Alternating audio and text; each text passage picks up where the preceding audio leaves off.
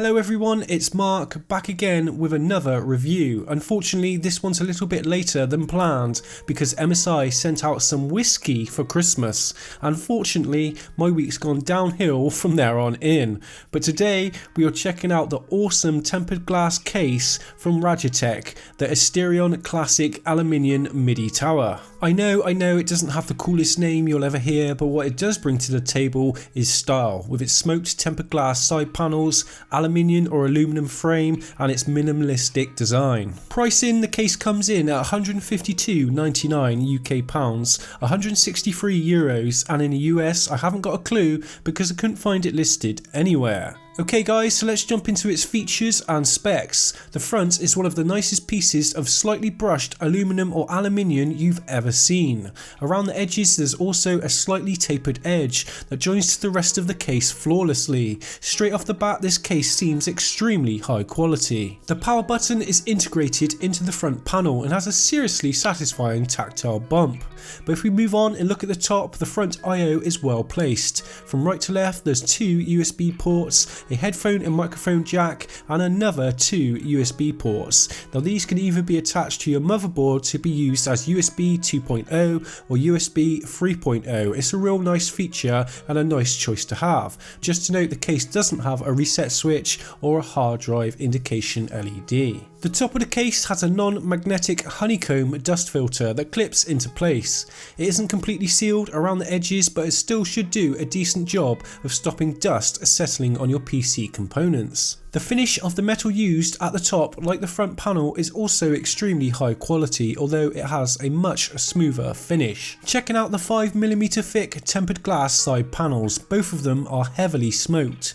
Without any LEDs inside of the case, you probably wouldn't be able to see any of your PC components. Personally, I don't like the panels this dark, as surely it contradicts the whole point of having glass side panels in the first place, to show off your components. That said, I'm pretty sure that some white LEDs or maybe a Nzxt Hue Plus, you'll be able to show off your components no problem at all. Taking off the side panels is really easy and hassle free, as the glass rests on rubber grommets when undoing the 4 bolts. You don't have to worry about the tempered glass falling even with the bolts removed, as the glass just seems to stay in place as long as the case doesn't fall too far forward, of course. Also, the bolts they've used have a real short thread, so you won't spend ages unscrewing the bolts every time you want to access the PC. Seems like Raijintek have really thought about every aspect of this case. Removing the side panel and looking inside, the first thing you'll notice is how well laid out everything is. Up top there's ample room for a seriously thick rad, as there's around 50mm of clearance. You'll be able to fit a 240, 280 and 360mm rad, as well as 3 120mm fans. For motherboards, the Asterion allows for an eATX, ATX, Micro ATX and Mini ITX to be installed. To the right of the case there is also multiple grommet holes and mounting points for reservoirs. This could be a great case for water cooling builds. At the front of the case, just like the top, you can fit either a 240, 280 or 360mm radiator and 3 120mm fans. There's also great clearance. In my build I fitted 3 Corsair AF120s, although the case does come included with 2 fans pre-installed. One neat feature with the included fans is that they come with 2 connections, a 3-pin to go to one of your motherboard's fan headers, or a Molex connection allowing you to hook them straight up to your power supply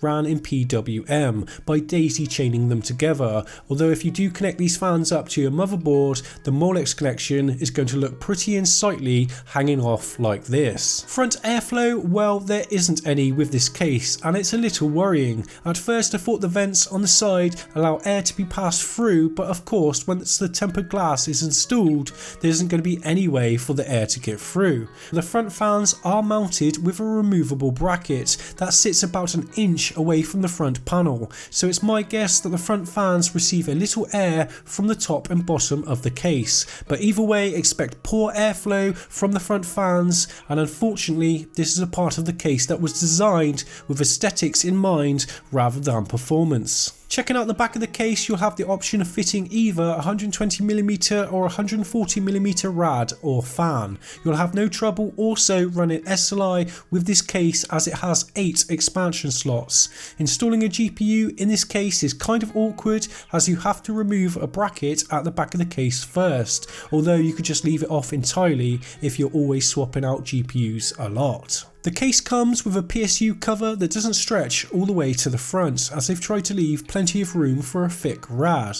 Also, the cover isn't sealed off, leaving the wires or the hard drive cage exposed. On the top of the cover you can install two 2.5 inch SSDs, or one SSD and one 3.5 inch hard drive. It's a completely toolless design. Installing the drives is extremely easy, as well as removing them later on down the road. Taking a look inside the PSU cover, there's a removable 2-slot 3.5 inch hard drive cage which takes up a lot of room. The installation method for installing a PSU is a little awkward. You need to remove the rear plate on the back of the case, then attach it to the PSU with the included bolts, then push it through the back. Once installed, there isn't too much room for all those cables with the hard drive cage installed, but luckily there's plenty of room elsewhere in the back. Underneath the case there is a dust filter for your PSU. Looking closely, it isn't completely sealed, at least on my version, so air is going to pass through unfiltered.